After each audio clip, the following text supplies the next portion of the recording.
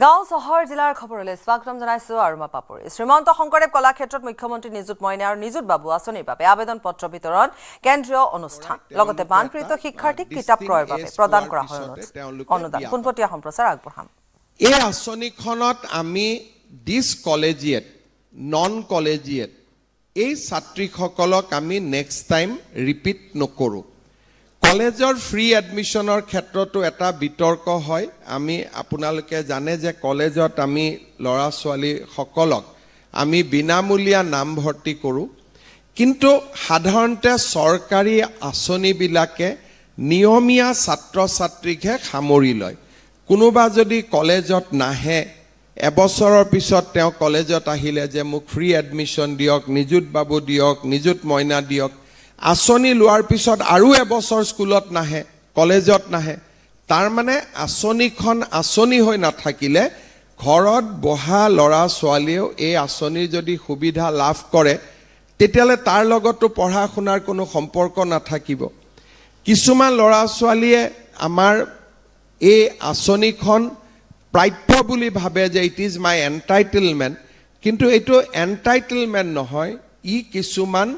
শৈক্ষিক পাৰদৰ্শিতাৰ লগত এই আঁচনিখন যুক্ত হৈ থাকে। অৰ্থাৎ আমি বিচাৰোঁ যে এই আঁচনিখনৰ যোনে সুবিধা লাভ কৰে তেওঁলোকে কলেজত কেতিয়াও ইৰেগুলাৰ হ'ব নালাগে, ডিজঅবিডিয়েণ্ট হ'ব নালাগে, ক্ৰিমিনেল এক্টিভিটিজৰ লগত জড়িত হ'ব নালাগে। অৰ্থাৎ এগৰাকী ভাল ছাত্ৰ ছাত্ৰীৰ যিটো পৰিচয়, সেই পৰিচয় অটুট ৰাখিব লাগে। আৰু আমি এইকেইটা কথাই এইকাৰণে ইনচিষ্ট কৰোঁ যে কলেজত নিয়মীয়াকৈ আহিব লাগে। মই যদি কলেজত নাহোঁ, বছৰৰ মূৰত এদিন কলেজত আহিম, তেতিয়াহ'লে এই আঁচনিখন দিয়াৰ কোনো অৰ্থ নাথাকে। সেইকাৰণে এই আঁচনিখনৰ কেইটামান কণ্ডিশ্যন হ'ল যে আমি ৰেগুলাৰ হ'ব লাগিব আৰু আমি কলেজত এজন সুস্থ ছাত্ৰ ছাত্ৰীৰ পৰিচয় আমি বজাই ৰাখিব লাগিব। কলেজত কেতিয়াবা কলেজৰ ইলেকশ্যন লৈ মাৰপিট হয়, আমি যদি গৈ মাৰপিটে কৰি দিলোঁ তেতিয়াহ'লে আমি বাবু আৰু মইনা নহ'লোঁ, তেতিয়াতো আমি মস্তান হৈ গ'লোঁ। কিন্তু এই আঁচনিখন হ'ল বাবু আৰু মইনাৰ কাৰণে। গতিকে এই আঁচনিখনৰ জৰিয়তে আমি কলেজত এটা ছেল্ফ ডিচিপ্লিন, যে আমি ৰাতি হোষ্টেলৰ পৰা ওলাই নাহোঁ, আমি পঢ়িম, দেউতা মাক আমি পঢ়ি দেউতা মাক আমি মানুহ হৈ দেখুৱাম, আমি কলেজত ৰেগুলাৰ ক্লাছ কৰিম যেতিয়ালৈকে আমাৰ বেমাৰ আজাৰ নাথাকে, আৰু এগৰাকী ভাল ছাত্ৰ ছাত্ৰীৰ পৰিচয় আমি সততে আমি সন্মুখত ৰাখিম। আৰু এটা ইয়াত আমি ল'ৰাৰ কাৰণে এই কথাটো আমি ৰখা নাই। এই আঁচনিখনৰ আন এটা দিশ হ'ল ডিগ্ৰী পৰ্যন্ত ছোৱালীজনীৰ বিয়া হ'ব নালাগে। বহুত ছোৱালী যেতিয়া বিয়া হয় ফাৰ্ষ্ট ছেকেণ্ড ছেমিষ্টাৰততো আমি মাজত বন্ধ নকৰোঁ, কিন্তু ছেকেণ্ড বা থাৰ্ড ছেমিষ্টাৰত তাত আমি আঁচনিখন তেওঁলোকক ৰিনিউ নকৰোঁ। এইকাৰণে ৰিনিউ নকৰোঁ কাৰণে আঁচনিখনৰ মূল উদ্দেশ্যই হৈছে যে বাল্য বিবাহ বন্ধ কৰা। যদি আমি কলেজত গ'লোঁ, first year, second year, third ইয়াৰত আমি বিয়াত বহিলোঁ, তেতিয়াহ'লে আমাৰ শিক্ষাটো আধাতে বন্ধ হৈ যাব। সেইকাৰণে আমি ডিগ্ৰী পৰ্যন্ত ল'ৰা ছোৱালীৰ, আমি ল'ৰাৰ কথা মই কোৱা নাই, ছোৱালীৰ আমি বিয়া হোৱাটো নিবিচাৰোঁ। কিন্তু পষ্ট গ্ৰেজুৱেট, অৰ্থাৎ যদি আমি ইউনিভাৰ্চিটিত পঢ়িছোঁ বা আমি BEd পঢ়িছোঁ, তেতিয়া ছোৱালীগৰাকী বিবাহিত হ'লেও এই আঁচনিৰ সুবিধাটো আমি দিওঁ। অৰ্থাৎ আমাৰ লক্ষ্য হ'ল যে হায়াৰ ছেকেণ্ডেৰীত বিয়া হ'ব নালাগে, আপ টু ডিগ্ৰীত বিয়া হ'ব নালাগে, ডিগ্ৰীত বিয়া হোৱাৰ পিছত পষ্ট গ্ৰেজুৱেটত বিবাহিত হ'লেও এই আঁচনিখনৰ আমি সুবিধা দিওঁ আৰু এই আঁচনিখনৰ সুবিধা আমি ল'ব পাৰোঁ।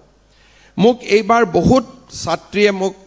লগ পালে, মই মিটিঙত গ'লে কয় যে মামা এইবাৰ নিযুত মইনাটো অলপ বঢ়াই দিব লাগে। আমি নিশ্চিতভাৱে এইবাৰ যিহেতু নিযুত বাবু আঁচনিখনো আমি লগত আনিবলগীয়া হ'ল, আমি এইবাৰ পুঁজি বঢ়াব পৰা নাই, কিন্তু ভৱিষ্যতে আমি নিশ্চিতভাৱে অকণমানকৈ পুঁজিটো বঢ়াই যোৱাত আমাৰ আপত্তি নাই। আমি দেউতাক মাকক ল'ৰা আৰু ছোৱালীৰ পঢ়োৱাৰ যিটো কষ্ট তাৰ পৰা আমি মুকলি কৰি দিব খুজিছোঁ যাতে ল'ৰা ছোৱালীৰ পঢ়াৰ দায়িত্বখিনি আমি চৰকাৰৰ পৰা ল'ব পাৰোঁ বিনামূলীয়া এডমিশ্যন হওক নিযুত মইনা হওক নিযুত বাবু হওক অষ্টমমান শ্ৰেণীত চাইকেল হওক আমি এনেকৈ বিভিন্ন আঁচনিৰ জৰিয়তে আমি দেউতাক মাকক পঢ়াৰ কষ্টৰ পৰা আমি যি পঢ়ুৱাৰ কষ্টৰ পৰা আমি লাঘৱ কৰি দিব খুজিছোঁ কাৰণ এজন দেউতাকে দুগৰাকী বা তিনিগৰাকী ছাত্ৰ ছাত্ৰী কলেজত একে সমানে পঢ়ুৱাটো সম্ভৱ নহয় আৰু আমি তেওঁলোকক অলপমান হ'লেও সকাহ দিবৰ কাৰণে এই দুইখন আঁচনিৰ জৰিয়তে আমি চেষ্টা কৰিছোঁ এই আঁচনিৰ ধন কলেজ খোলা থকা অৱস্থাতহে পোৱা যায় অৰ্থাৎ আমাৰ সাধাৰণতে জুন জুলাইত আমাৰ গৰম বন্ধ হয় জুন জুলাই আগষ্ট মাহত আমাৰ কলেজ নাথাকে এই আঁচনিখনৰ ধন আমি ইউজুৱেলি আগষ্ট মাহত মিটিং কৰোঁ অক্টোবৰৰ 10 তাৰিখে আমি পুঁজি বিতৰণ কৰোঁ কিন্তু অক্টোবৰত যেতিয়া আমি পুঁজি দিম যিসকলে আগষ্টত এডমিশ্যন ল'লে তেওঁলোকক আমি ছেপ্টেম্বৰৰ সৈতে 2 মাহৰ দিম কিন্তু যিসকল ছোৱালীয়ে এতিয়ালৈকে এডমিশ্যন লোৱা নাই কাৰণ ছেপ্টেম্বৰত আৰু এটা এডমিশ্যন হ'ব তেওঁলোকক আমি অকল এমাহৰ নিযুত মইনা নিযুত বাবু দিম কিন্তু যিসকলে ইতিমধ্যে এডমিশ্যন ল'লে ৰেগুলাৰ কৰি কলেজত যোৱা আৰম্ভ কৰিব তেওঁলোকক আগষ্ট আৰু ছেপ্টেম্বৰ দুইটা মাহৰ পুঁজি আমি একেলগে 10 অক্টোবৰৰ দিনাখন আমি দিয়াৰ ব্যৱস্থা কৰিম নিযুত মইনা নিযুত বাবুত আৰু এটা দিশ হৈছে যে এইবাৰ ইলেকশ্যনৰ সময়ত মই অসমৰ বহুত জাগাত গ'লোঁ কিছুমান ছোৱালী আহি মোক কয় যে মামা আমাৰ নিযুত মইনাটো বন্ধ হৈ আছে এবাৰ যদি বেংকত টকা যায় ইয়াত বন্ধ হোৱাৰ কোনো কাৰণ নাথাকে যদিহে কলেজৰ প্ৰিন্সিপালে নকয় যে এই ছোৱালীজনী কলেজ এৰি গৈছে তেখেতৰ পইচাটো বন্ধ কৰি দিব লাগে আদাৰৱাইজ ইয়াত বন্ধ নহয়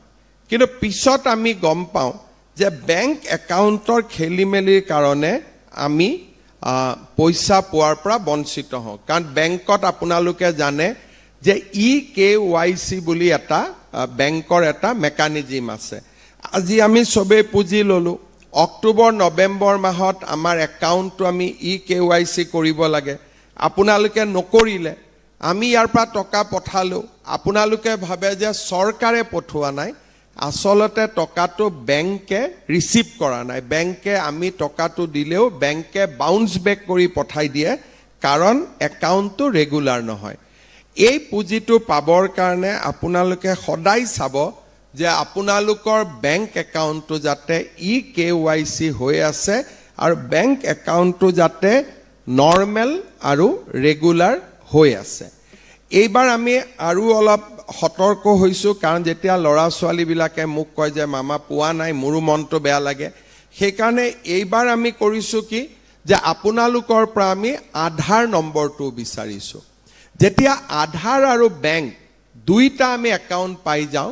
আধাৰ নম্বৰটো পাওঁ একাউণ্ট নম্বৰটো পাওঁ তেতিয়াহ'লে একাউণ্টত টকা ডেফিনেটলি সোমাব কিন্তু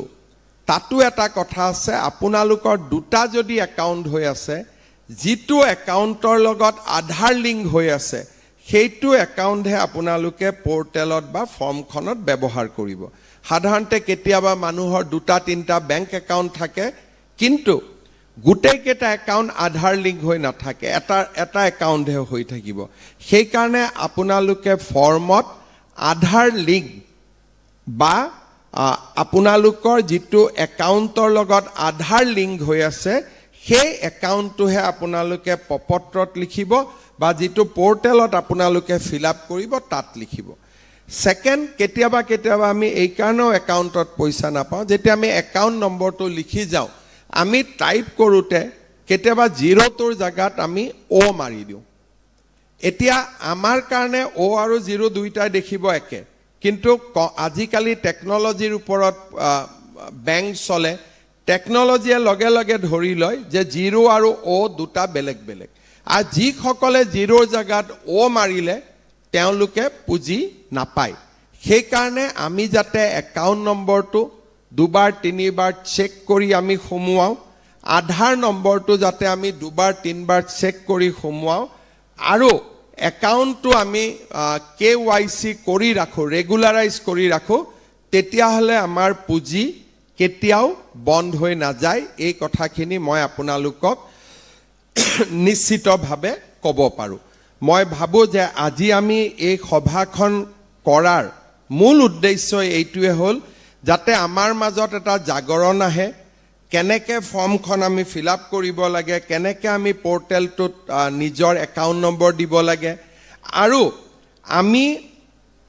কি কণ্ডিশ্যনত নিযুত মইনা নিযুত বাবু আমি পাই থাকিব পাৰোঁ, এই গোটেই কথাখিনি যাতে অসমৰ প্ৰতিখন কলেজৰ ছাত্ৰ ছাত্ৰীয়ে বুজি পায়, তাৰ কাৰণে আজি আমি গোটেই অসমতে প্ৰায় 500 জাগাত এই মিটিংখন আমি অৰ্গেনাইজ কৰিছোঁ আৰু আমি ইয়াত কোৱা কথাখিনি থ্ৰু ভিডিঅ' লিংক সেই জাগাটো আমাৰ ছাত্ৰ ছাত্ৰীসকলে শুনি আছে। গতিকে মই ভাবোঁ যে তেওঁলোকে নিশ্চিতভাৱে আমি যি ধৰণে পৰামৰ্শ দিছোঁ তাক পালন কৰিব। আজিৰ আমি অনুষ্ঠানত আৰু দুটা শিক্ষাৰ সৈতে জড়িত মহান কাম আমি আগবঢ়াব খুজিছোঁ। যোৱা 4 দিন মই চৰাইদেউ আৰু শিৱসাগৰত আছিলোঁ। বানপানীয়ে কিছুমান স্কুল একেবাৰে কলেজক ধ্বংস কৰিছে আৰু যাক ধ্বংস কৰাও নাই তাৰ স্কুল কলেজৰ ভিতৰত পলস বা বোকা সোমাই তাত পৰিৱেশটো একেবাৰে শিক্ষা গ্ৰহণ কৰিব নোৱাৰা কৰি পেলাইছে। আজি আমি খন্তেক সময় পিছতে যোৰহাট, গোলাঘাট, চৰাইদেউ, শিৱসাগৰ জিলাৰ 793খন স্কুলক আমি এককালীনভাৱে 2 লাখ টকা প্ৰদান কৰিম। শিৱসাগৰ জিলাৰ 550খন স্কুল, চৰাইদেউ জিলাৰ 111খন স্কুল, যোৰহাট জিলাৰ 103খন স্কুল, গোলাঘাট জিলাৰ 29খন স্কুললৈও আমি 2 লাখ টকাকৈ আগবঢ়াম। অৰ্থাৎ আমাৰ বাবে আটাইতকৈ প্ৰয়োজন হৈছে শিক্ষা আৰু শৈক্ষিক কাঠামো। আগতে কেতিয়াও অসমত বানপানী, এতিয়ালৈকে পানী শুকুৱাই নাই, পানী শুকুৱাৰ আগতেই কোনেও এই কথাবোৰ চিন্তা নকৰে, খালি ৰিলিফৰ কথা চিন্তা কৰে যে চাউল পাব লাগে, দালি পাব লাগে। কিন্তু আমি এটা কথা মনত ৰাখিছোঁ যে অসমৰ চব কলেজ স্কুলত যদি ক্লাছ আৰম্ভ হয়, শিৱসাগৰ চৰাইদেউ জিলা দুখন পিছ পৰি যায়, তেতিয়াহ'লে আমাৰ ছাত্ৰ ছাত্ৰীসকলৰ শৈক্ষিকভাৱে যথেষ্ট ক্ষতি হ'ব। সেইকাৰণে আজি আমি 2 লাখকৈ টকা সকলোকে মুকলি কৰি দিছোঁ আৰু ভৱিষ্যতে যিবিলাক স্কুল একেবাৰে বেয়া হৈ গৈছে, আমাৰ 9 তাৰিখৰ পৰা আমি স্থায়ী জৰীপ আৰম্ভ কৰিম। তেওঁলোকক আৰু বেছি পুঁজিও আমি দিব পাৰিম, আমাৰ বিশেষ কোনো অসুবিধা নাথাকে। ইয়াৰ লগতে আপোনালোকে টিভিটো দেখিছে, বহুত ছাত্ৰ ছাত্ৰীয়ে কৈ আছে যে আমাৰ কিতাপবোৰ উৰি গ'ল, কিতাপ পানীয়ে লৈ গ'ল, আমি কেনেকৈ পঢ়িম। নিশ্চিতভাৱে যদি কিতাপ কাগজ নোহোৱা হৈ যায়, তেওঁলোকে কেনেকৈ স্কুললৈ যাব। শিক্ষামন্ত্ৰী ডাঙৰীয়াই অতি তৎপৰতাৰে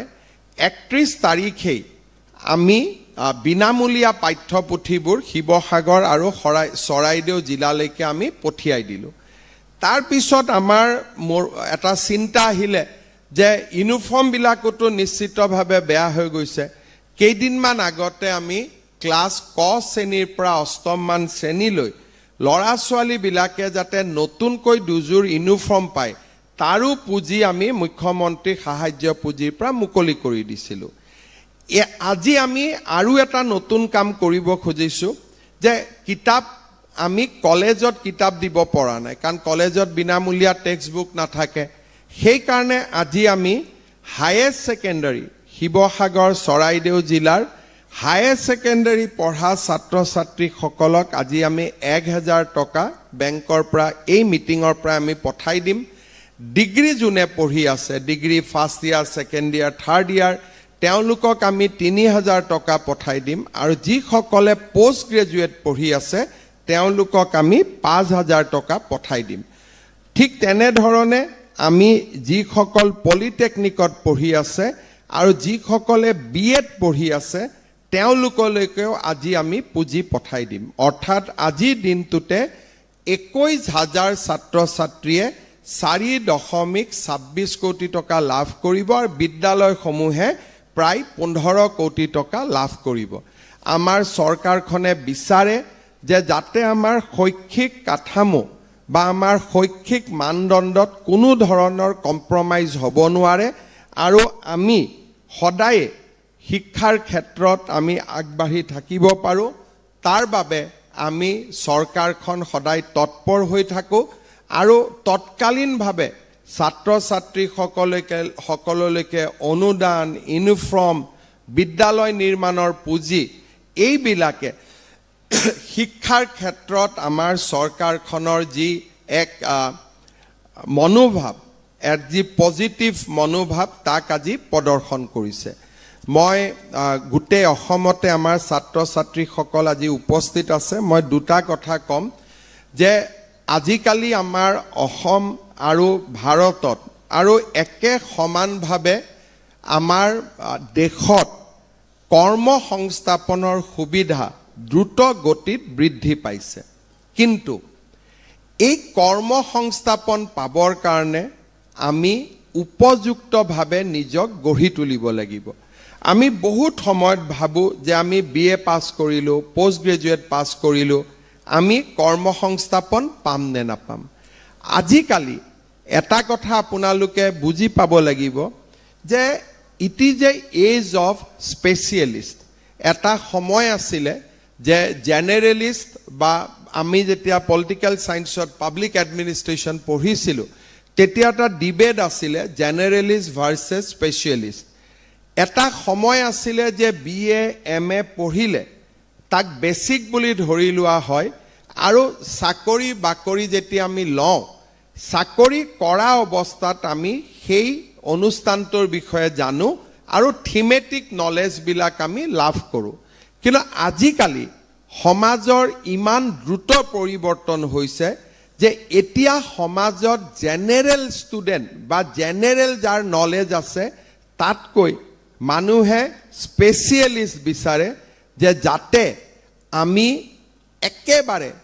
আমাক যিটো কাম লাগে সেই কামটো আমি ল'ব পাৰোঁ এসময়ত আমি MBBS পঢ়িছিলোঁ MBBS ডাক্তৰ মানে বহুত ডাঙৰ আছিলে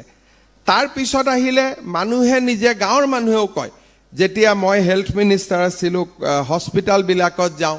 গাঁৱৰ মানুহে কয় ছাৰ মেডিচিনৰ ডক্তৰ আমাৰ নাই তাৰ মানে গাঁৱৰ মানুহজনেও বুজি পালে যে MBBS জনে মোৰ প্ৰাথমিক কামখিনি কৰিব পাৰিব মোক এজন মেডিচিন এক্সপাৰ্ট লাগিব তেতিয়াহে মোৰ বেমাৰটো ভাল হ'ব যোৱা কেইটামান দিন যেতিয়া মই আকৌ হস্পিটালবিলাকত যাওঁ তেতিয়া মানুহে কয় যে ছাৰ আমাৰ মেডিকেলটো কৰি দিলে নিউৰো সাৰ্জন নাই নিউৰলজিষ্ট নাই তাৰ মানে আপোনালোকে চাওক যে MBBS is a general qualification এতিয়া মানুহে গৈ নিউৰো সাৰ্জন বিচাৰিব আৰম্ভ কৰিছে তাৰ মানে জেনেৰেল মানুহকো লাগে যে মোক জেনেৰেল এডুকেশ্যন থকা মানুহ নালাগে মোক স্পেচিয়েলিষ্ট লাগে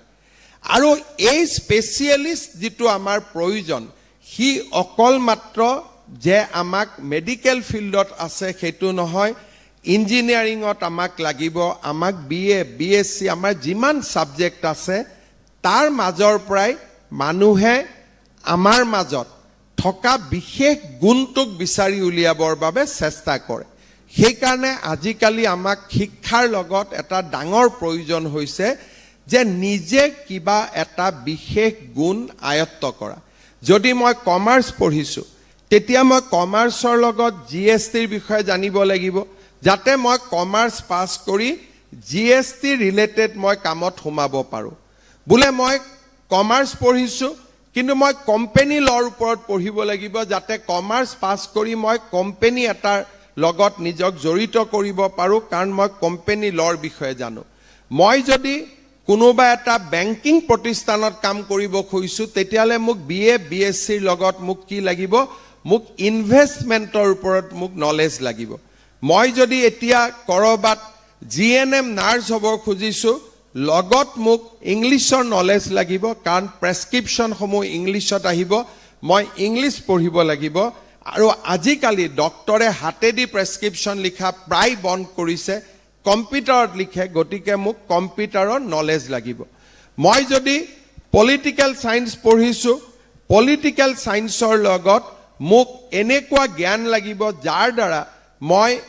ইলেকশ্যন মেনেজমেণ্ট শিকিব পাৰোঁ মই কোনোবা মন্ত্ৰীৰ লগত মই কাম কৰিব পাৰোঁ কোনোবা বিধায়কৰ লগত মই কাম কৰিব পাৰোঁ কাৰণ গভৰ্নেন্সৰ ওপৰত মোৰ নলেজ আছে political science is a general subject কিন্তু যেতিয়া মই পাব্লিক এডমিনিষ্ট্ৰেশ্যন বা গভৰ্নেন্সৰ ওপৰত মই জানিম তেতিয়া মোৰ এমপ্লয়েবিলিটিটো বাঢ়ি গৈ থাকিব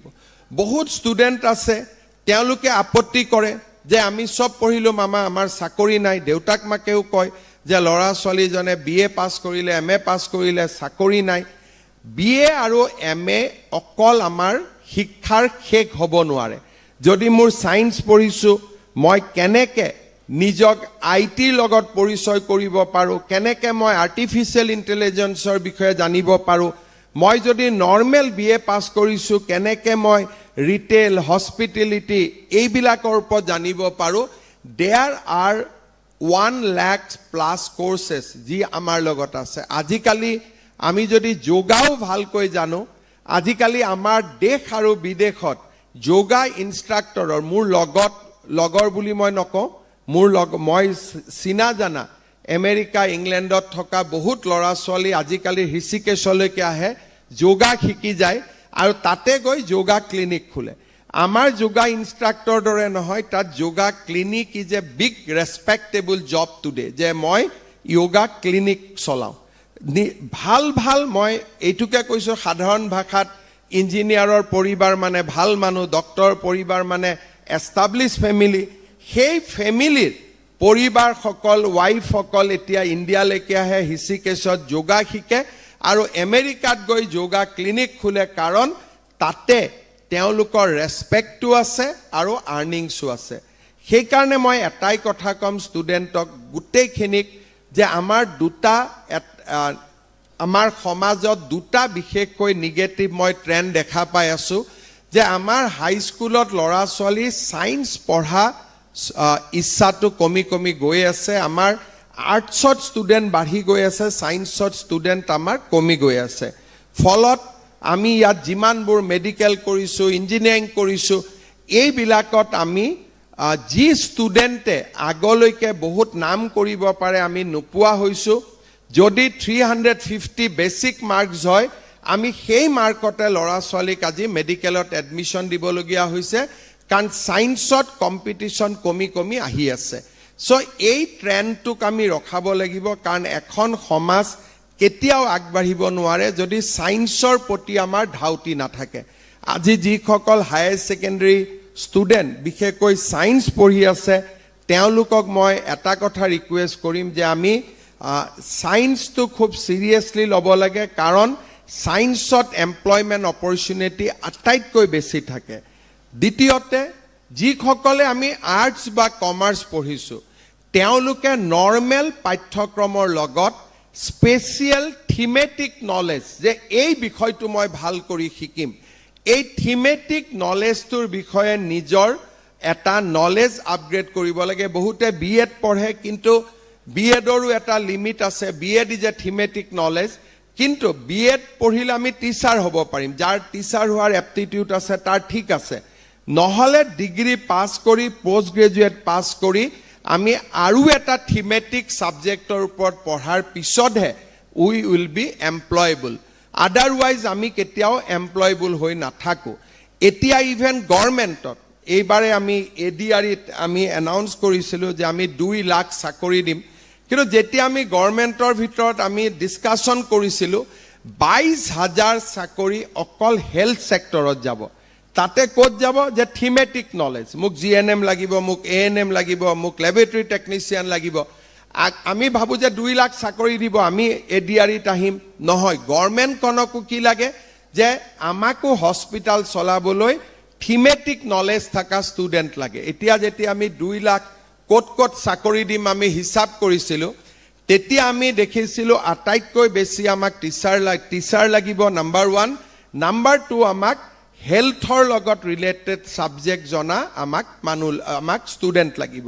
সেই কাৰণে মই ভাবো যে আমাৰ ষ্টুডেণ্টৰ অকল গ্ৰেজুৱেশ্যনটোৱে এইম হ'ব নালাগে পোষ্ট গ্ৰেজুৱেশ্যনটো এইম হ'ব নালাগে এটা থিমেটিক ছাবজেক্টৰ ওপৰত নিজৰ দখল আনাৰ বাবে আমি প্ৰয়াস আৰু প্ৰচেষ্টা কৰিব লাগে শেষত মই এটাই কথা ক'ম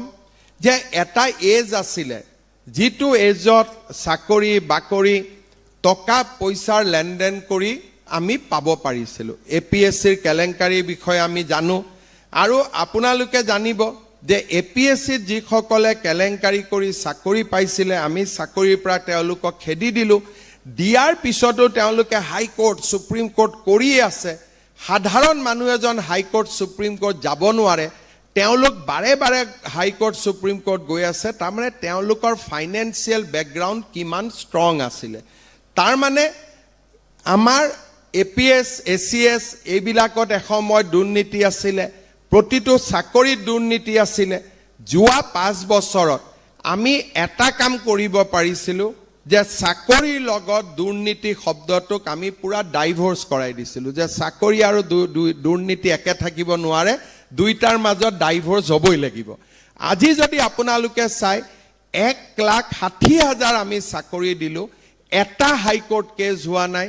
এটা ডিষ্ট্ৰিক্ট কোৰ্টত কেছ হোৱা নাই আৰু সকলোৱে সন্তুষ্ট যে মোৰ যোনে পাইছে মেৰিটত পাইছে যোনে পোৱা নাই মেৰিটত পোৱা নাই আজি আমাৰ অসমত যোৱাবাৰ আমি 1,60,000 যি চাকৰি দিছিলোঁ সি আমাৰ ল'ৰা ছোৱালীৰ মাজত এটা কনফিডেন্স বিল্ডিং কৰিছিলে যে এতিয়া আমাৰ অসমত চাকৰি নামত দুৰ্নীতি নহয় যিহেতু আমি এখন চৰকাৰে আকৌ উভতি আহিলোঁ গতিকে ডেফিনেটলি আমাৰ ইয়ং জেনেৰেশ্যন নিউ জেনেৰেশ্যন এইটো আশা কৰিব পাৰে যোৱা 5 বছৰত যেনেকৈ চাকৰি নামত দুৰ্নীতি হোৱা নাছিল অহা 5 বছৰো আমি চাকৰি নামত দুৰ্নীতি হ'ব নিদিওঁ কিন্তু মই দেখা পাইছোঁ যে প্ৰথম এডিআৰই পাতোতে 7 লাখ ল'ৰা ছোৱালীয়ে পৰীক্ষা দিছিলে সেকেন্ড এডিআৰই পাতোতে 12 লাখ ল'ৰা ছোৱালীয়ে পৰীক্ষা দিছে তাৰমানে সিস্টেমটোৰ ওপৰত যিমানে আস্থা বাঢ়িব সিস্টেমটোৰ ওপৰত মানুহৰ যিমানে কনফিডেন্স বাঢ়িব কম্পিটিশন আৰু বাঢ়িব অহা কেইটামান দিনত আমি নেক্সট 5 ইয়াৰ্ছত 2 লাখ চাকৰিৰ কাৰণে আমাৰ এডভাৰটাইজ বিলাক উলাই থাকিব আমি কম্পিট কৰিব লাগিব কিন্তু মেৰিটৰ কোনো অল্টাৰনেটিভ নাথাকিব অৰ্থাৎ আমি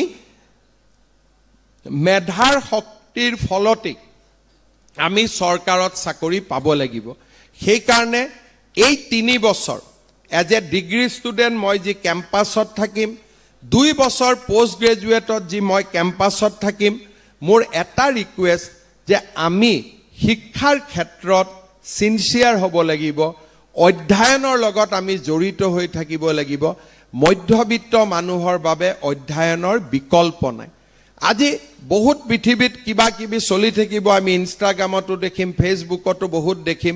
কিন্তু সব ঠিক আছে বাট when it comes to the middle class and lower middle class বা poor মানুহ দুখীয়া মানুহ তেওঁলোকৰ বাবে শিক্ষাৰ একোৱেই বিকল্প নাই কোনবাই ভাবে আন্দোলন কৰিলে আমি কিবা পাম আমি একো নাপাম হুলস্থুল হ'ব পাৰে গণ্ডগোল হ'ব পাৰে কিন্তু মোৰ ঘৰত চাকৰিটো হ'ব নোৱাৰে আজি যতেই যি নহওক কিয় লোৱাৰ মিডল ক্লাছ বা মিডল ক্লাছ বা দৰিদ্ৰ পৰিয়ালত পঢ়াৰ একোৱেই বিকল্প নাই কোনোবাই যদি ভাবে যে পঢ়াৰ বিকল্প আছে পঢ়াৰ বিকল্প এনাৰ্কি হ'ব পাৰে কিন্তু পঢ়াৰ বিকল্প কেতিয়াও কেৰিয়াৰ বিল্ডিং হ'ব নোৱাৰে সেই কাৰণে মই ছাত্ৰ ছাত্ৰীসকলক অনুৰোধ কৰিম যে মই আজি ডিগ্ৰী ষ্টুডেণ্ট 3 বছৰ পিছত এই জীৱনটো মোৰ উভতি নাহে মই পোষ্ট গ্ৰেজুৱেট পঢ়িম মোৰ জীৱনটো আকৌ উভতি নাহে এই 5 ইয়াৰ্ছে হৈছে জীৱনৰ আটাইতকৈ ডাঙৰ পৰীক্ষাৰ সময় যোনে এই 5 বছৰক ইউটিলাইজ কৰিব জানে তেওঁ জীৱনত উভতি চাব নালাগে যোনে এই 5 বছৰ ইউটিলাইজ কৰিব নাজানে তেওঁলোকে জীৱনত পদে পদে উজুতি খাই থাকিব লাগে সেই কাৰণে মই ৰিকুৱেষ্ট কৰিম ষ্টুডেণ্টসকলক কৰিব আমি বহুত সুবিধা পাম but these 5 years 3 years in degree 2 years in postgraduate এই 5 বছৰ আমি we should dedicate ourselves যে আমি শিক্ষা বা আমি এডুকেশ্যনৰ লগত নিজক জড়িত কৰি থাকিম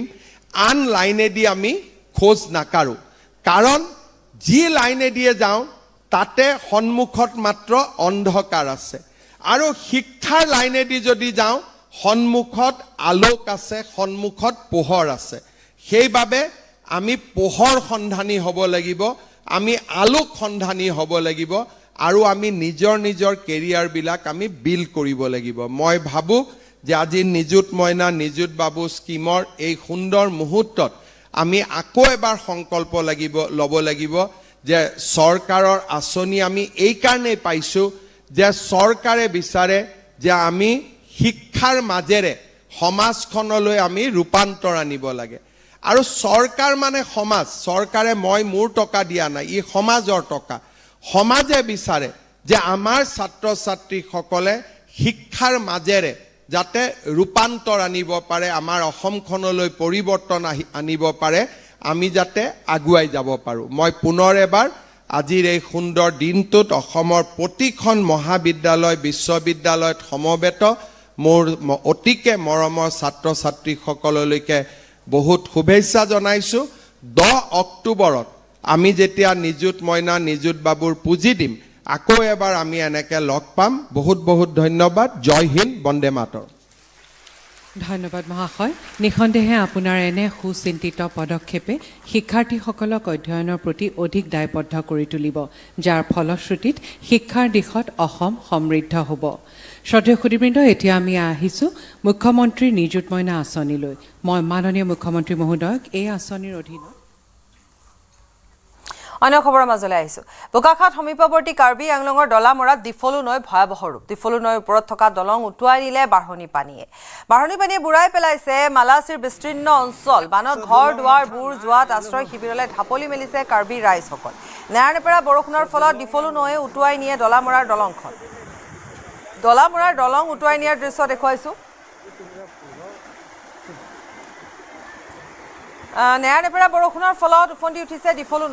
নৈৰ সংহাৰী ৰূপে এখন দলং উটুৱাই লৈ গৈছে আৰু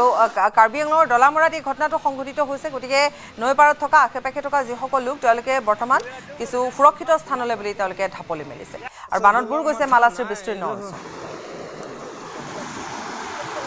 So the long way ho matha long hada ansi dekho lo itu nggak pulo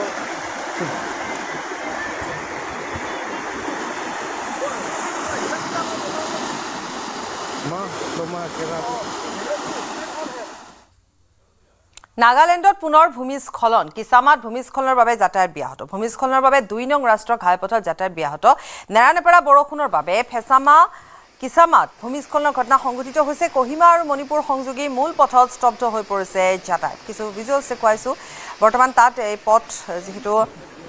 পৰিষ্কাৰ কৰি থকা হৈছে তাতে যিসমূহ মাটি পৰিছে সেই মাটিসমূহ আঁতৰাই থকা হৈছে যাতে যাতায়াত আকৌ আগৰ দৰে হৈ পৰে কিন্তু তাত ভূমিস্খলনৰ ফলত বৰ্তমানলৈকে জানিব পৰা অনুসৰি তাত যাতায়াত ব্যাহত হৈ আছে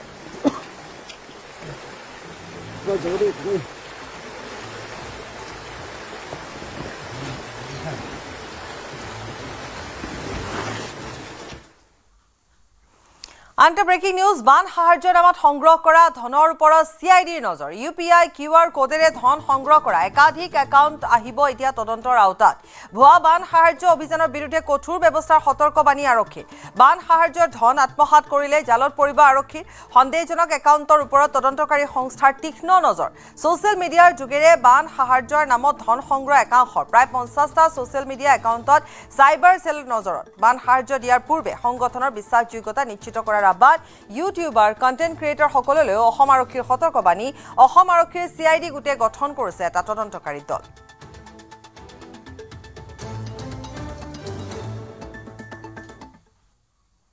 সতীৰ্থ মহিলা সাংবাদিকক যৌন উৎপীড়ন আৰু ধৰ্ষণৰ অভিযোগত দোষী সাব্যস্ত সাংবাদিক তৰুণ তেজপাল 2013 চনত তৰুণ তেজপালৰ বিৰুদ্ধে উত্থাপন হৈছিল গুৰুতৰ অভিযোগ এগৰাকী সতীৰ্থ মহিলা সাংবাদিকে অভিযোগ উত্থাপন কৰিছিল তৰুণ তেজপালৰ বিৰুদ্ধে 2013 চনৰ নৱেম্বৰ মাহত গোৱাৰ এখন বিলাসী হোটেলৰ লিফ্টৰ ভিতৰত এগৰাকী কনিষ্ঠ মহিলা সহকৰ্মীক যৌন নিৰ্যাতন চলোৱাৰ গুৰুতৰ অভিযোগ উত্থাপিত হৈছিল আৰু এই অভিযোগৰ পাছত 30 নৱেম্বৰ 2013 ত আৰক্ষীয়ে গ্ৰেপ্তাৰ কৰে তেহেলকা আলোচনীৰ প্ৰতিষ্ঠাপক মুখ্য সম্পাদক তৰুণ তেজপালক প্ৰায় 7 মাহ কাৰাবন্দী হৈ থকাৰ পাছত জামিন লাভ কৰে তৰুণ তেজপালে 2021 চনত গোৱাৰ এখন নিম্ন আদালতে দুখমুক্ত ঘোষণা কৰে তৰুণ তেজপালক নিম্ন আদালতৰ এই ৰায়ৰ বিৰুদ্ধে গোৱা চৰকাৰে কৰা আবেদনৰ ভিত্তিত আজি বম্বে উচ্চ ন্যায়ালয়ে পূৰ্বৰ ৰায় বাতিল কৰি তৰুণ তেজপালক ধৰ্ষণ আৰু যৌন উৎপীড়নৰ গোচৰত দোষী ঘোষণা কৰে এই ৰায়ৰ পাছতে এতিয়া উচ্চতম ন্যায়ালয়ৰ কাষ চাপিছে তৰুণ তেজপাল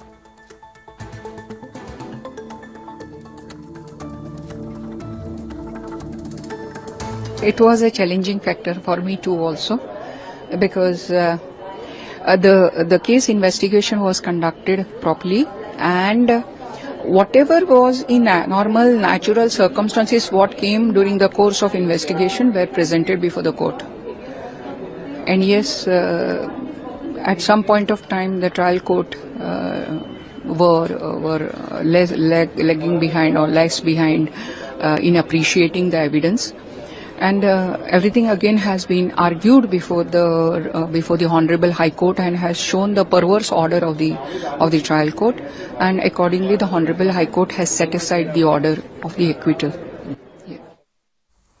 মহানগৰীৰ দক্ষিণ গাঁৱৰ পৰা কাহিলীপাৰা সংযোগী পথত হোৱা কৃত্ৰিম বানৰ বাতৰি একমাত্ৰ সম্প্ৰচাৰ হৈছিল নিউজ 18ত বাতৰি সম্প্ৰচাৰ হোৱাৰ পিছত এতিয়া তৎপৰ হৈছে বিভাগীয় কৰ্তৃপক্ষ নলা পৰিষ্কাৰ কৰাত ওলাল হাজাৰ হাজাৰ প্লাষ্টিকৰ বটলে বন্ধ কৰিছিল নলা মাত্ৰ 15 ফুট নলা চাফা কৰোতে ওলাল সদৃশ প্লাষ্টিকৰ বটল ওলাইছে বহুতো প্লাষ্টিকৰ বটল আৰু মহানগৰবাসী সজাগ নহলে অনাগত দিনতো কিন্তু জমৰ যত্ন ভুগিব হিয়া নিশ্চিত নমস্কাৰ মই উৎপল হালৈ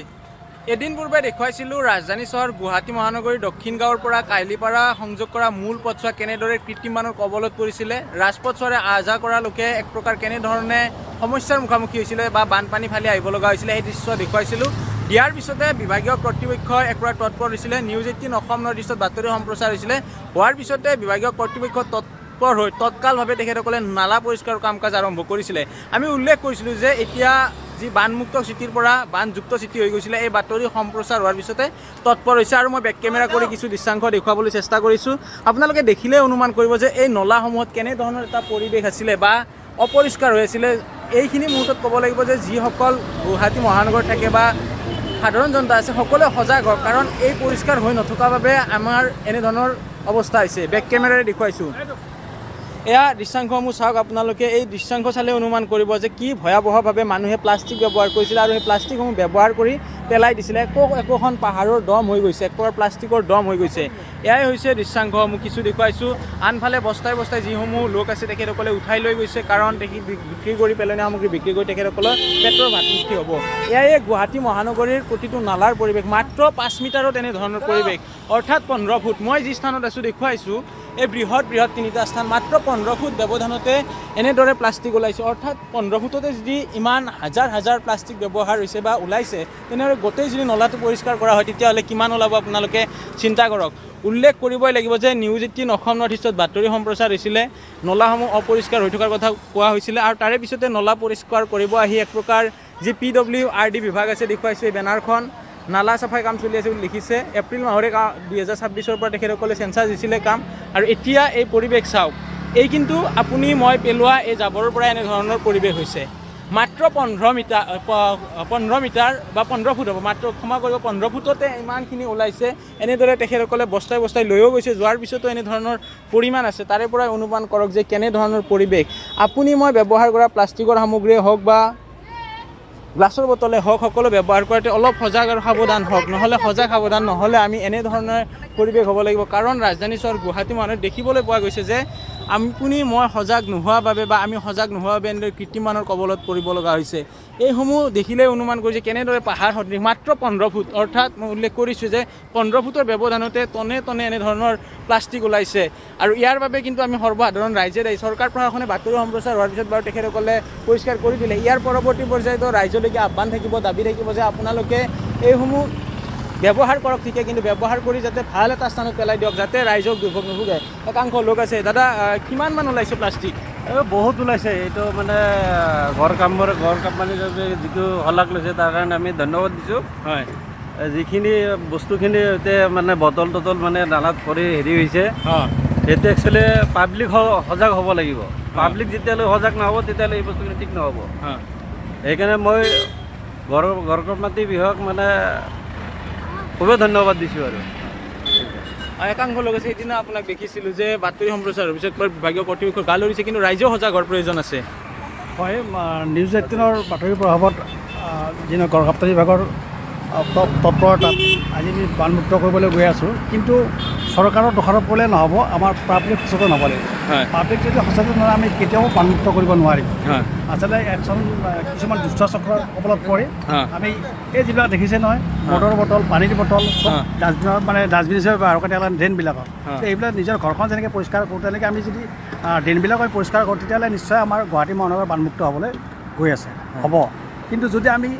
এনেকৈ নকৰোঁ যে মটৰ বটলটো প্লাষ্টিকটো যে আমি ড্ৰেইনত পেলাওঁ তেতিয়া আমি বানমুক্ত ক'ত কৰিব পাৰিম চৰকাৰৰ দখল কৰিলে নহ'ব নহয় আমি পাব্লিক নিজে সচেতন হ'ব লাগিব গতিকে মই ভাবোঁ আজি দক্ষিণ গাঁৱত যিটো অৱস্থা হৈছে মাত্ৰ 15 ফুটতে ইমানখিনি ওলাইছে 15 ফুটৰ 5 কিলোতকৈ বেছি বটল ওলাইছে গতিকে আপুনি কল্পনা কৰক গুৱাহাটীত কিমান হ'ব পাৰে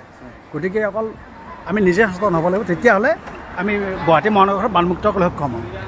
হ'ম ৰাইজলৈ আহ্বান থাকিব অনুৰোধ থাকিব বা দাবী বুলিয়ে কওক যিয়ে নকওক কিয় ৰাইজলৈকে থাকিব কাৰণ মাত্ৰ 15 ফুটতে এই পাহাৰ সদৃশ পৰিৱেশ অৰ্থাৎ এনেধৰণৰে পৰিৱেশ গুৱাহাটী মহানগৰী হয়তো এই 15 ফুটৰ এটা দক্ষিণ গাঁও তিনিআলিৰ নলা চাফা কৰোঁতে ইমানখিনি ওলাইছে আৰু 15 ফুটতকৈ যদি অধিক খন্দা যায় বা চাফ চিকুণ কৰা যায় তেতিয়াহ'লে তাৰ পৰিৱেশ বা পৰিস্থিতি কেনেকুৱা হ'ব আপোনালোকে অনুমান কৰক দেখুৱাইছোঁ ৰাজধানী চহৰ গুৱাহাটী মহানগৰীৰ দক্ষিণ গাঁৱৰ পৰিৱেশ দক্ষিণ গাঁৱৰ পৰা যি সদাব্যস্ত ৰাজপথ চোৱা আছিলে দক্ষিণ গাঁৱৰ পৰা কাইলিপাৰা সংযোগ কৰা মূল পথছোৱা কৃত্ৰিম বানৰ কবলত পৰিছিলে আৰু বাতৰি সম্প্ৰচাৰ হৈছিলে নিউজ 18 অসম নৰ্থ ইষ্টত সম্প্ৰচাৰ হোৱাৰ পিছতে বিভাগীয় কৰ্তৃপক্ষই গুৰুত্ব সহকাৰে ল'লে তাৰে পিছতে পৰিষ্কাৰ কৰিলে পৰিষ্কাৰ কৰাৰ পিছত এক প্ৰকাৰ সকলোৰে চকু স্তম্ভিত হৈছে বা হতবাক হৈছে কাৰণ ইয়াৰ বাবে কিন্তু দায়ী আমিও কাৰণ ৰাইজ সজাগ হ'ব লাগিব সচেতন হ'ব লাগিব আৰু সকলোৱে এনেধৰণৰ যাতে পৰিৱেশ নকৰে মই দেখুৱাইছোঁ মোৰ কেমেৰাটো দাঙি দেখিলে দেখিব যে যিফালে চোৱা যায় যে মোৰ পিছফালে সোঁফালে বাওঁফালে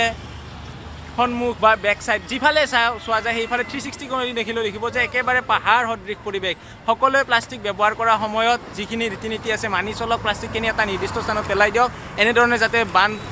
পৰিৱেশৰ মোকাবিলা কৰিব লগা নহয় তাৰ বাবে ৰাইজেও সজাগ হওক শিৱসাগৰৰ বান বিধ্বস্ত অঞ্চল পৰিদৰ্শন কৰে বিটিচিৰ মুখ্য কাৰ্যবাহী হাগ্ৰামা মহিলাৰীয়ে বিধায়ক অখিল গগৈক লগত লৈ হাগ্ৰামা মহিলাৰীয়ে শিৱসাগৰৰ চাউলকৰাৰ মালিয়া ভেটা গাঁওসহ কেইবাটাও বানাক্ৰান্ত অঞ্চল পৰিভ্ৰমণ কৰে বানাক্ৰান্ত ৰাইজৰ দুখ দুৰ্দশা আৰু বানৰ ফলত হোৱা ক্ষয় ক্ষতিৰ বুজ লোৱাৰ লগতে বিতৰণ কৰে সাহায্য সামগ্ৰী বিটিচিৰ পৰা শতাধিক লোকক লগত লৈ শিৱসাগৰত উপস্থিত হয় হাগ্ৰামা মহিলাৰী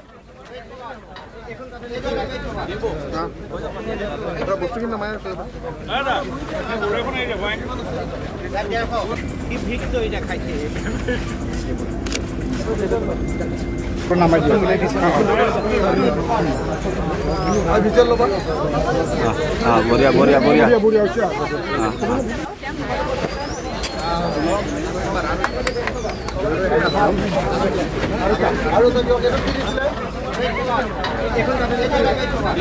শিৱসাগৰ জিলাৰ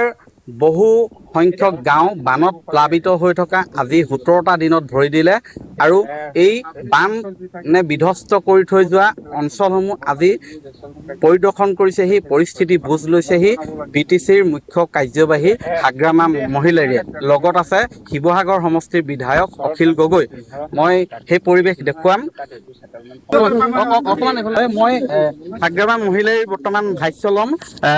দাদা অকণমান চাপি দিব আদৰণি জনাইছোঁ শিৱসাগৰলৈ আপুনি আজি এই বিপদত আহিছে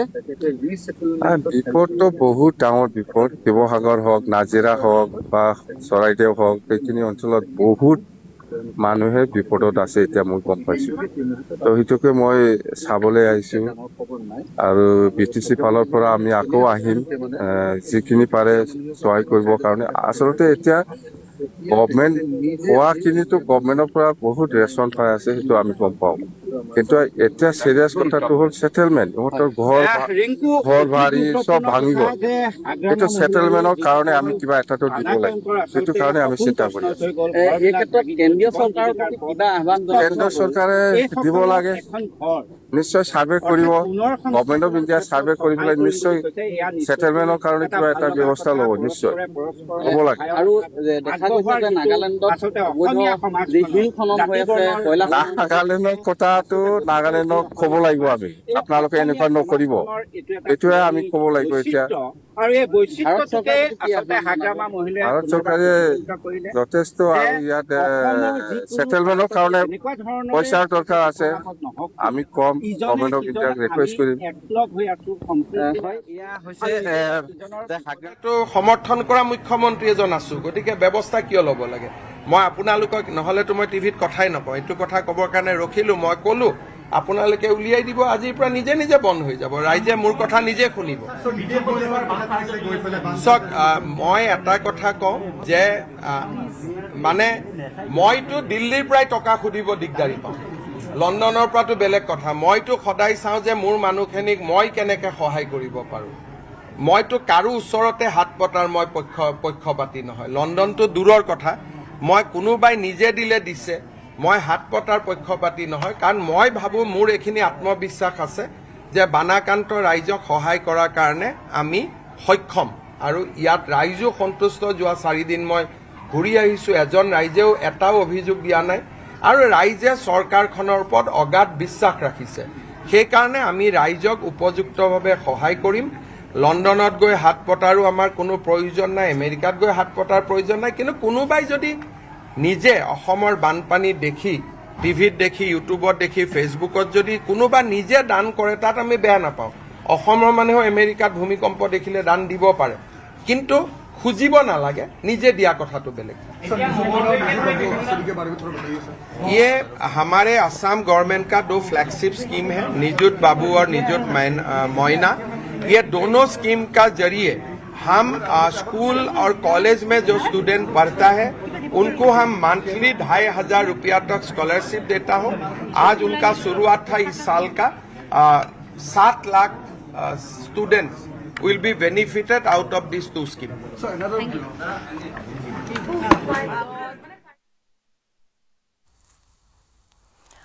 উজনি অসমত প্ৰকৃতিৰ ত্ৰাস আৰু বিধ্বংসী বানে নিশেষ কৰি পেলালে বহু পৰিয়ালৰ সা সম্পত্তি, ঘৰ দুৱাৰ সকলো। কিন্তু ইয়াৰ মাজতে শিৱসাগৰ জিলাৰ বিহুবৰৰ 6 নং ৱাৰ্ডত পোহৰলৈ আহিছে এক মৰ্মস্পৰ্শী ঘটনা। বানৰ ঢৌৱে এটা শিৱ মন্দিৰৰ 3 পাত আৰু চাৰিওফালৰ ঠাহি মুহি লৈ গ'ল, কিন্তু অক্ষত অৱস্থাত ৰৈ গ'ল মন্দিৰটোৰ শিৱলিংগ। বানত সকলো উটি গ'ল, কিন্তু অক্ষত অৱস্থাত থাকি গ'ল শিৱ বাবা। শিৱলিংগ অক্ষত অৱস্থাত থাকি গ'ল। এয়া হৈছে বিহুবৰ 6 নং ৱাৰ্ড। এই 6 নং ৱাৰ্ডত এয়া আছিল, মই এটা শিৱ মন্দিৰত আছোঁ। ইয়াত এটা শিৱ মন্দিৰ আছিল, ইয়াত এখন চাল আছিল। এই শিৱ মন্দিৰটো পকীকৈ বনাবলৈ আৰম্ভ কৰিছিল বিহুবৰ 6 নং ৱাৰ্ডত। শিৱ মন্দিৰটোৰ এই যিখন চাল আছিল, 3 পাত আছিল, সকলোখিনি পানীয়ে লৈ গ'ল। কাৰণ একেবাৰে ওপৰলৈকে এই যিটো খুঁটা দেখিছে, এই খুঁটাটোলৈকে পানী উঠিছিল, পানীয়ে চালখন সম্পূৰ্ণৰূপে ৰৈ গ'ল। কিন্তু এই যিভাগ মন্দিৰ, এই মন্দিৰভাগ কিন্তু থাকি গ'ল। মন্দিৰভাগ পানীয়ে উটুৱাই নিব নোৱাৰিলে, অক্ষত অৱস্থাত থাকি গ'ল। ইয়াৰ যিভাগ শিৱলিংগ আছে, য'ত পূজা কৰা হয়, সেই অক্ষত অৱস্থাত এনেদৰে থাকি গ'ল এই শিৱলিংগভাগ। এপাত ত্ৰিশূল দেখিছে, এপাত ত্ৰিশূল থাকি গ'ল। এয়া শিৱলিংগ ভাগ, এয়া হৈছে লিংগ। এই লিংগ ভাগ, এই অঞ্চলটোৰ ৰাইজে ইয়াত তেওঁলোকে পূজা অৰ্চনা কৰিছিল, আৰু শাওণ মাহৰ যি বলবম, এই বলবমত তেওঁলোকে ইয়ালৈ আহিছিল। আৰু এনেকৈয়ে যিহেতু পানী উঠিছিল, পানী এই খুঁটাটো পৰ্যন্ত উঠিছিল। এই খুঁটাটো একেবাৰে ওপৰলৈ, হয়নে? এই খুঁটাটো একেবাৰে ওপৰলৈকে উঠিছিল, গছৰ পৰ্যন্ত পানী উঠিছিল। ইয়াৰ যিখন ছাল আছিল, ইয়াত এখন ছাল আছিল, এই ছালখন সম্পূৰ্ণৰূপে পানীয়ে উটুৱাই লৈ গুচি গ'ল। 3 পাত ইফালে পৰিয়ে আছে। কিন্তু শিৱ বাবাৰ এই যি শিৱলিংগ, বাবা ইয়াত থাকি গ'ল। বাবা ইয়াত থাকি গ'ল। বাবাক পুনৰ ইয়াত জীৱিত কৰিব পাৰিব যেতিয়া পৰিস্থিতি শান্ত হ'ব, পৰিস্থিতি সকলো ঠিক ঠাক হ'ব। বাবাক পুনৰ যাতে ইয়াত প্ৰতিষ্ঠা কৰিব পাৰে, তাৰ এটা ব্যৱস্থা যেন বাবাই কৰি থৈ গ'ল। এয়া শিৱলিংগ, এয়া মন্দিৰভাগ, যিভাগ মন্দিৰত পূজা অৰ্চনা চলিছিল, এই মন্দিৰভাগ সম্পূৰ্ণৰূপে থাকি গ'ল। এয়া যদি আপুনি কয়, এয়া হৈছে যেন বাবাৰ শক্তি বুলি আপুনি ক'ব পাৰে, যে বাবাৰ ঘৰখন সম্পূৰ্ণৰূপে ৰৈ গ'ল। কিন্তু বাবাৰ যিভাগ লিংগ, শিৱলিংগ, সেই শিৱলিংগ কিন্তু আজিও অক্ষত অৱস্থাত এনেদৰেই থাকি গ'ল। আৰু এই দানপাত্ৰ ভাগ আপুনি দেখিছে, এই দানপাত্ৰ ভাগো এনেদৰেই থাকি গ'ল। দানপাত্ৰ ভাগত তলা মাৰি থোৱা আছে। ইয়াতেই বহুলোকে তেওঁলোকে দান দিছিল এই মন্দিৰত পূজা অৰ্চনা কৰিবলৈ আহি, আৰু এই দানপাত্ৰ ভাগ এনেদৰে থাকি গ'ল। মই অকণমান কথা পাতিম, এই অঞ্চলটোৰ লোকসকল আছে। ইয়াত পানী কিমানলৈকে উঠিছিল? এতিয়া এই গছটো ওপৰলৈকে উঠিছে, মানে ইয়াত মানুহ কোনো একো কৰিব পৰা নাই। নাও কিছুমান আছিলে, নাওজনে বহুতখিনি মানুহ বচালে দেই। এতিয়া আমি সেইডোখৰত আছিলোঁ মানুহ মানে 5 মিনিটত ইমানখিনি হৈছে পানী কোনো একো ক'ব পৰা নাই মানে কোনো একো কৰিব পৰা নাই ঘৰত একো বস্তু ওলোৱা নাই এতিয়া চক সেইপিনে চক ঘৰ গোটেই থিয় ঢাক খাই গৈছে কোনো একো কৰিব পৰা নাই যে ইমানটো ভালে আছে যে মন্দিৰভাগ কেনেকৈ থাকি গ'ল চব শেষ হৈ যোৱাৰ পাছত ভাল হৈ থাকিলে যে আমাৰ এই শিৱ মন্দিৰটোত যে আমি চবেই বলবম মানিছিলোঁ এইবছৰ মানিব পৰা নাই যে আমাকো বেয়া লাগিছে যে আমি এই শিৱ মন্দিৰটোত পানী ঢালিছিলোঁ বলবম লাগিছিলে ঠিক আছে আমি এইবছৰ ঢালিব পৰা নাই আমাক বেয়া লাগিছে যে আমাৰ ঘৰ দুৱাৰ চবেই গুচি গৈছে আমি কৰিম কি একো কৰিব পৰা নাই তেতিয়াও আৰু কি কৰিব মানুহে সহায় কৰিছে খোৱা বস্তু একো কমি দিয়া নাই লেকিন এইটো চৰকাৰে দিয়া নাই এইটো ৰাইজে মিলাই মিলি দিছে সেইটো আমি ভালে পাইছোঁ এতিয়া বৰ্তমান আমাক খালি ঘৰ লাগে এতিয়া শিৱ মন্দিৰটো কোনে বনাই দিব আমাক ঘৰ দুৱাৰ নাইকিয়া আমাৰ ঘৰ দুৱাৰ বনাবলৈ টেনশ্যন হয় এতিয়া আমাৰ শিৱ মন্দিৰটো বনাই দিব না ঘৰ বনাই দিব এতিয়া আমাৰ চবে কেম্প বনাই আছে কি কৰিম আমি সেইকাৰণে এতিয়া আপোনালোকে কিবা সহায় পাৰেতো কৰিব আৰু নোৱাৰে যদি কি কৰিব আমি সুখে দুখে কৰিব লাগিব সহায় কৰিব সকলো মানুহে সহায় কৰি আছে সহায় কৰিব আৰু এজন যুৱক তেওঁলোকে এই মন্দিৰটোত পূজা কৰিছিল আৰু এই মন্দিৰ ভাগৰ কথা কৈ তেওঁ কান্দি উঠিছে শুকাই কাৰণ তেওঁলোকে শাওণ মাহত ইয়াত তেওঁলোকে পূজা কৰিছিল ইয়াত তেওঁলোকে বলবম পালিছিল তেওঁ আঁতৰি গ'ল কেমেৰাৰ আগৰ পৰা তেওঁ আঁতৰি গৈছে খুব দুখৰ স্বাভাৱিকতেই দুখ লাগিবই কাৰণ তেওঁলোকে এই মন্দিৰ ভাগতে পূজা অৰ্চনা কৰিছিল মন্দিৰ ভাগ সম্পূৰ্ণৰূপে পানীয়ে লৈ গ'ল ছালখন সম্পূৰ্ণৰূপে পানীয়ে লৈ গ'ল কিন্তু শিৱলিংগ ভাগ যিভাগ তেওঁলোকৰ পকী মন্দিৰ আছিল সৰু যিভাগ মন্দিৰ আছিল সেই মন্দিৰ ভাগ কিন্তু থাকি গ'ল য'ত তেওঁলোকে ধূপ ধূনা জ্বলাই পূজা অৰ্চনা কৰিছিল এয়া মই বাবাৰ শক্তি বুলি এক প্ৰকাৰ ভাবিছোঁ যে বাবাই এই অঞ্চলৰ মানুহখিনিয়ে যিহেতু বাবাক ইয়াতে পূজা অৰ্চনা কৰিছিল বাবাই এই চিনটো ৰাখি গ'ল যে পুনৰ তোমালোকে মোক পূজা অৰ্চনা কৰিব লাগিব পুনৰ তোমালোকে নতুনকৈ ইয়াত প্ৰতিষ্ঠা কৰিব লাগিব বাবাৰ ডম্বৰু এয়া পূজা অৰ্চনা কৰা বাবাৰ ডম্বৰু ইয়াত পৰি ৰৈছে এয়া হৈছে বাবাৰ ডম্বৰু দেখিছে আপুনি এয়া আছিল বান বিভীষিকা ঘৰ দুৱাৰ এই স্থানত সকলো উটুৱাই লৈ গৈছিল ঘৰ দুৱাৰ বুলিবলৈ ইয়াত এই স্থানটোত বৰ বিশেষ একো নাই কিন্তু তাৰ পাছতো এনেদৰে এই শিৱলিংগ ভাগ যিভাগ মন্দিৰ য'ত ধূপ ধূনা জ্বলোৱা হৈছিল এয়া কিন্তু অক্ষত অৱস্থাত থাকি গ'ল এক প্ৰকাৰ এয়া যেন বাবাই এই অঞ্চলটোৰ এই বিহুবৰ 6 নং ৱাৰ্ডৰ লোকসকলক বুজাই থৈ গৈছে যে বাবাক ইয়াত পুনৰ প্ৰতিষ্ঠা কৰিব লাগিব পৰিস্থিতি যেতিয়া সকলো ঠিক ঠাক হ'ব ইয়াত বাবাক পুনৰ প্ৰতিষ্ঠা কৰিব লাগিব বাবাই যেন সেয়াই বুজাই থৈ গৈছে আৰু ইয়াৰ সৈতে বাৰ্তাৰ পৰা বিদায় লৈছোঁ নমস্কাৰ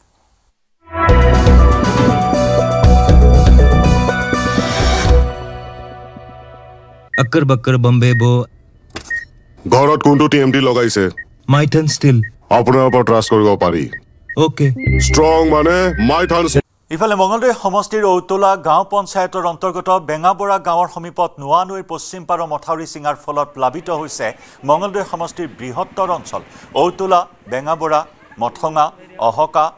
অকিলাবাৰী কপিলি সত্ৰ বেছিমাৰী আৰু দুৰ্গা গাঁও বানৰ কবলত বহু পৰিয়ালৰ ঘৰ চোতালত এককাল পৰ্যন্ত পানী বানপীড়িত ৰাজ্যৰ মাজত হাহাকাৰ অৱস্থাৰ সৃষ্টি হৈছে পানীত বুৰ গৈ আছে হাজাৰ হাজাৰ বিঘা কৃষিভূমি পথৰ ওপৰেৰে হুৰাহুৰে পানী বাগৰি বিচ্ছিন্ন হৈছে যাতায়াত যোগাযোগ ব্যৱস্থা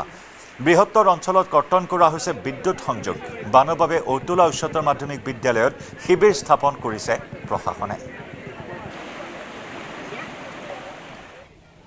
মঙলদৈ নোৱা নৈৰ বাঢ়নি পানীয়ে বৰ ঔতলাৰ যি মথাউৰি ছিঙাৰ পিছত ঔতলা পঞ্চায়তৰ বৃহত্তৰ অঞ্চল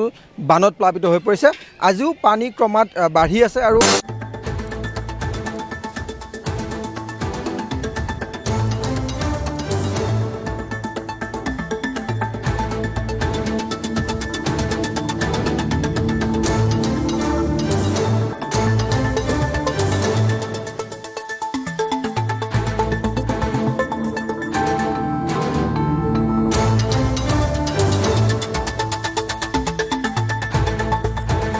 अक्कर बक्कर बम्बे बो ঘৰত কোনটো টিএমটি লগাইছে माइथन स्टिल আপোনাৰ ওপৰত ট্ৰাষ্ট কৰিব পাৰি ओके